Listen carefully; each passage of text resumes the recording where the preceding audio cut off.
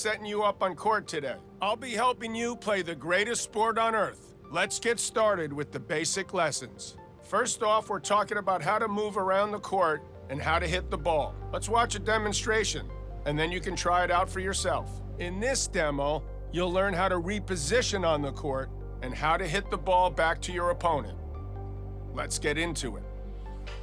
One of the main things behind a quality shot is player positioning.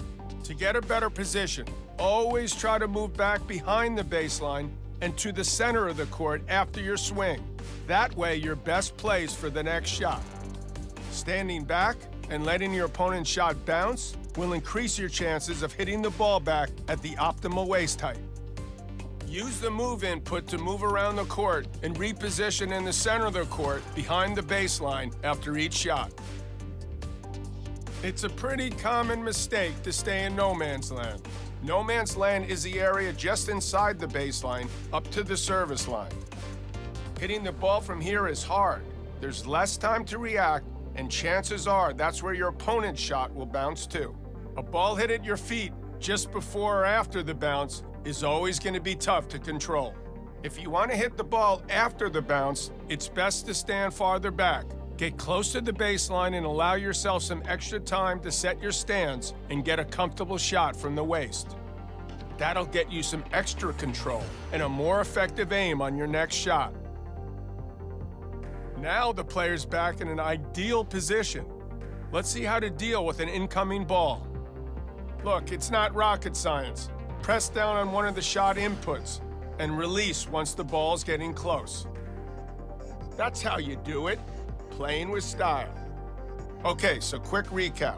This is the stuff to take away from today. If you think you've got all that, we can start off by hitting a few balls.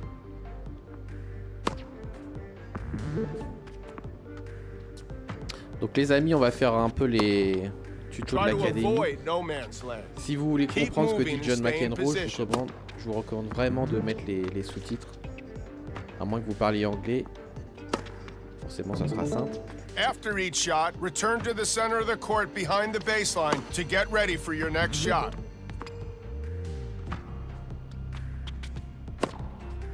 Yeah, you're really getting this.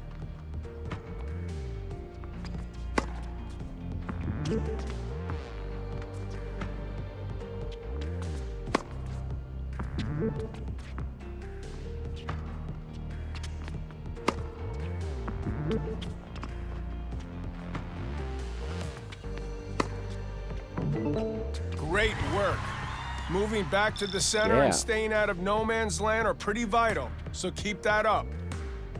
Hey, great to see you again. Today we're working on a vital part of a quality shot, the timing. We've got another demonstration to show you why timing is important and how the timing meter can get you results. Today we're talking about how to hit the ball with ideal timing. This is one of the most important aspects of your game, and mastering it will take you up to the next level. You'll pick it up just fine, but it takes some practice. Returning a ball is easy, but timing it to perfection, that's something else. Getting your swing at that exact right moment plays a huge part in your power and your precision. There's 4 possible results here: too soon, good, perfect, and too late. The ideal time to release the input is just before the ball reaches you. And just to underline, it's all about when you release the input and not when it's pressed. The timing meter is something you can use to know exactly when to release the shot input to get perfect timing. It appears above the player whenever there's an incoming ball. Releasing the shot input when the meter's in the green will hit a shot with perfect timing.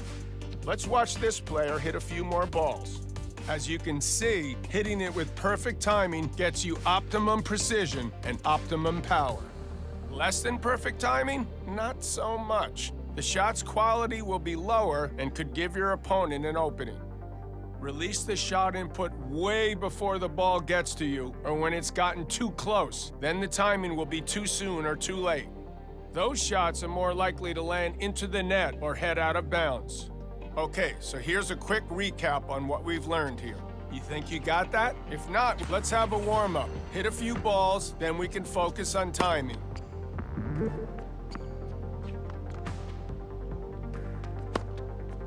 Now I'm looking for shots with good or perfect timing. No pressure.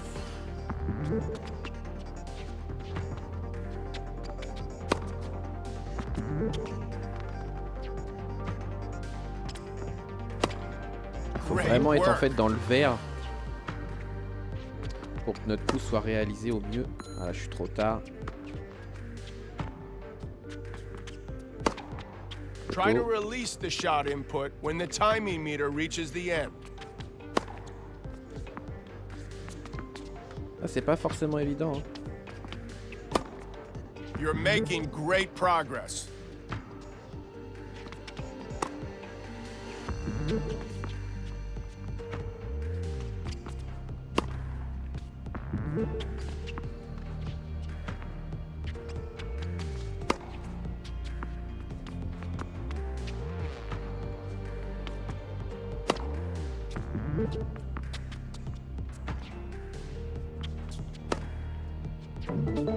Good stuff. Remember that hitting the ball with perfect timing will always give your shot power and precision. I'll see you next time you feel you need another tennis lesson. I'll be waiting. Hey, great to have you back. Today we're aiming ground strokes and talking about how aiming relates to movement. We've got a demo ready to roll, so let's take a look. Okay, so today we're learning how to move toward the ball and how to aim your shot. You'll also learn the aspects of aiming quality and how to make your shots land close to a line. Before you know it, you'll be hitting winners left and right. To get there, though, first you'll need to move toward the ball using the aim input. In this example, the player's moving around the baseline to hit these shots. The important thing to understand when it comes to aiming is that you don't need to start aiming your shot early for it to bounce close to the line. You only need to aim with the aim input when you hit the ball. Up until that point, the aim input is used to control your movement. That means you can decide where to aim until the very last moment without losing precision.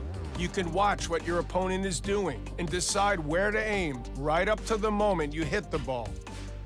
Let's drop the curtain a little. Here we're drawing an aiming arrow on screen to show the aiming direction when you hit the ball. Notice how pushing the aim input left and right will aim near the sidelines, and pushing the aim input up or down will aim near the baseline or net.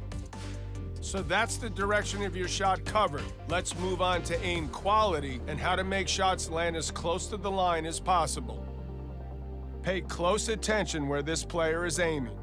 There are a lot of factors that go into your shot bouncing close to the line, as shown by the green area of the arrow. Things like if you have perfect timing, if your forehand or backhand attribute is high, if the ball you receive is easy to hit, if you're not tired. These all play into it. A ball is considered easy when it's slow, and if you can hit between waist and shoulder height. Let's go back to this player's aim. On the other hand, your shot is likely to bounce far from the line, where the arrow here is red, or even to go into the net when your timing is off, when your forehand or backhand attribute is low, when the ball you receive is hard to hit, or when you're getting tired. A ball is considered hard to hit when it's fast or low when it reaches you, or both. Look how this player pressed the aim input deep toward the right sideline. He hits the easy shot with perfect timing, and the ball goes in by the line and wins the point. Now we've got a similar shot, but the ball's moving fast, and the player's timing is too late. The ball sails out of bounds wide and into the doubles alley. That's obviously what you want to avoid. Next, look at this guy with high forehand and backhand attributes, and how well he aims. See how it makes it so much harder for their opponent to return the ball with a quality shot? When this other player with lower attributes aims, not so good. They can't aim as close to the line as easily, making it far easier for their opponent to hit good shots and pile on the pressure. That's it for this lesson. Now get out there and put all these wise words into practice. I don't want them wasted. Mastering this part of the... Here you can see an aim arrow, like we saw in the demo. This should help you understand when the transition from movement to aiming happens. Okay, start with aiming near the sidelines. Now aim deep toward the baseline and short near the net. All right, good.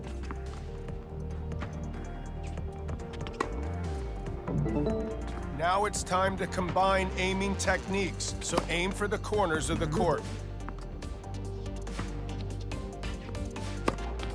Really great shot.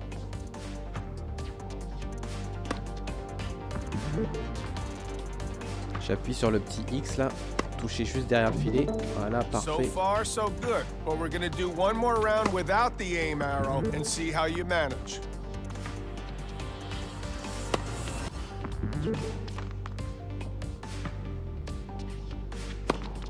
That's too many shots from no man's land. Remember to move back and reset.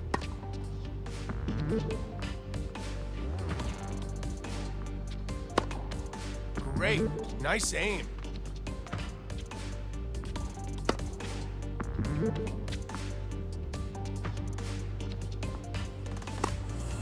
Good job.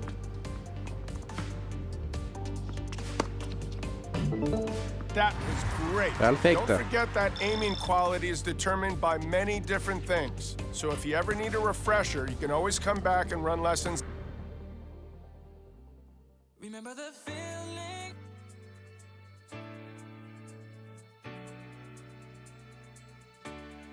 In the way that our kisses taste sweet. Hello again. The training train needs to keep rolling, so let's move to the next lesson. In this lesson, we're learning various different ways to improve your serve, alongside how best to aim it. Coming up is a demo to explain normal and power serves and how to direct them. In this demo, you learn how to serve with precision and power and get the best out of the most crucial shot in tennis. There's multiple different ways to serve. Here we're going to cover normal and power serves, which are initiated by pressing or holding a serve input. Releasing the serve input early triggers a safe normal serve. Accurate, but not very powerful. Holding the serve input until the power indicator appears triggers a power serve. It's more powerful, but also harder to control. Next, let's look into how to aim and to pick the spot where you want the ball to land. If you don't push the aim input, the ball will bounce close to the center of the service box. Pushing the aim input will move your aiming spot in that direction, away from the center of the service box. You can use the visual indicator to see and adjust your aiming spot until you hit the ball. You only need to aim with the aim input when you hit the ball. Now that you know how to select your aiming spot, it's important to know what determines how close or far the ball will land to that spot. The ball is more likely to land close to your aiming spot if your serve attribute is high, if your timing is perfect, and if you're not tired. If your serve attribute is low, if your timing is off, or if you're tired, the ball will have a wider spread around your aiming spot. The shot will be less accurate. Okay, so let's get the rundown on what we've covered here. Do you feel you've got the measure of normal and power serves now? If not, as always, feel free to watch the demo through again. Let's start with some normal serves. Focus on your timing.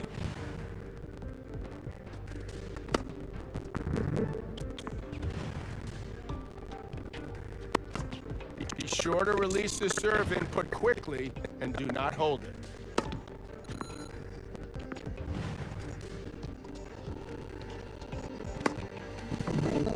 Okay, time to move on to power serves.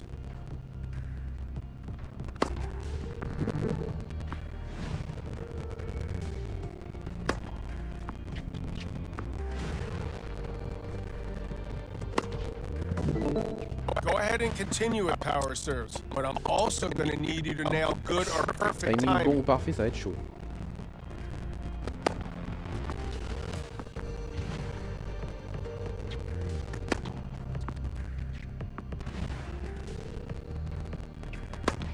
Don't worry, this is why we train. Le truc c'est qu'on voit pas la jauge là. While aiming a serve, there's a higher chance for error if you're aiming far to one side. But we'll come on to aiming your serve later.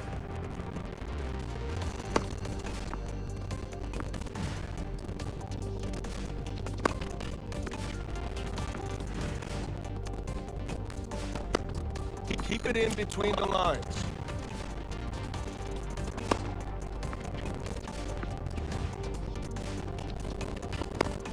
Get it with the next ball.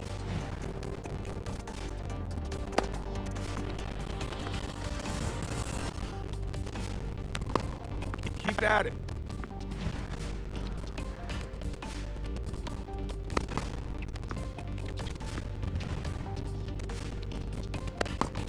Once you get that timing and aiming down, your serve should go in.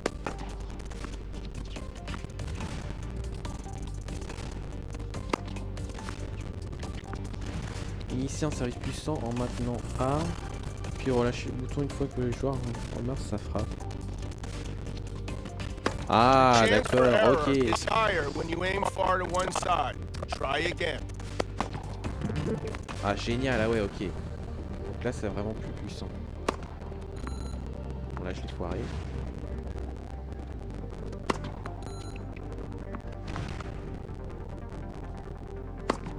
Keep trying.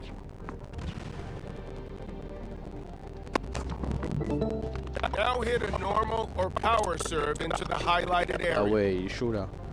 Le frérot est chaud. Remember, quality timing is important to ensure your serve goes in.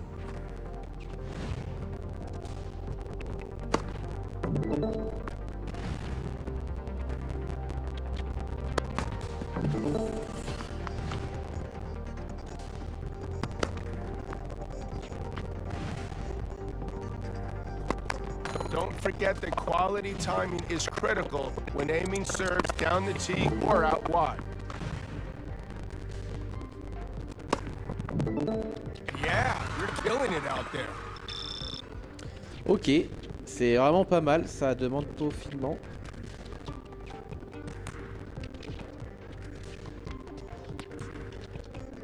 This is going to be an exciting lesson. You're going up against a real opponent. Let's take everything you've learned so far and put it into practice. Remember to keep moving and position yourself correctly on the court. Pay attention to your timing and aim your shots to make them difficult to reach for your opponent and to open the court for your next shot. Now I want you to show me you understand everything we've covered so far. Play some points against an opponent and show your progress.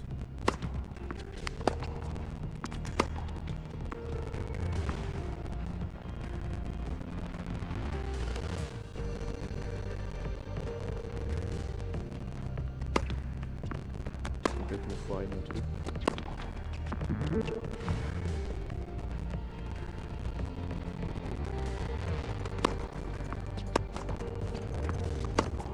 Release the shot input when the timing meter hits the green zone.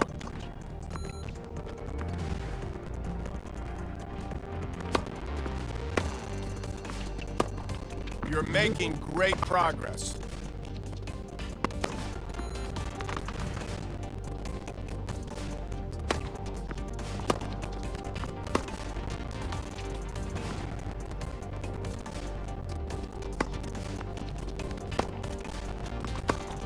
Be sure to release the shot input when the timing meter is in the green.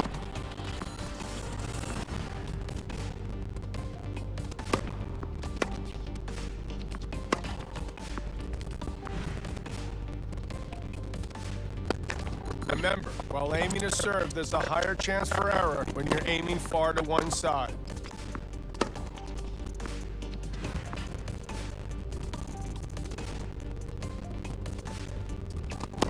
That's okay. Get the next one. Joli le petit ace là. While aiming a serve, there's a higher chance for error if you're aiming far to one side. But we'll come on to aiming your serve later.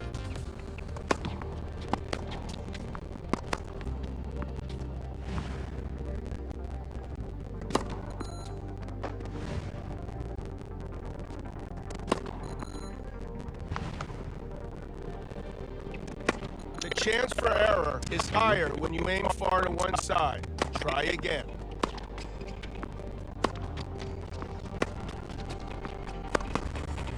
Try to release the shot input when the timing meter reaches the end.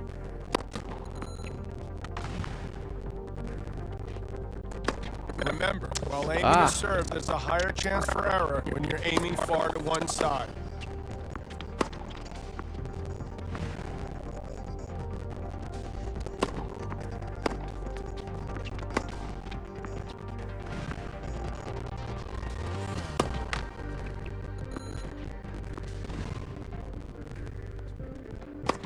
Focus on your timing. Really great work out there. If you want to take your game further, we've got more advanced lessons. And clearly, feel free to drop by and revisit these basic lessons whenever you feel the need.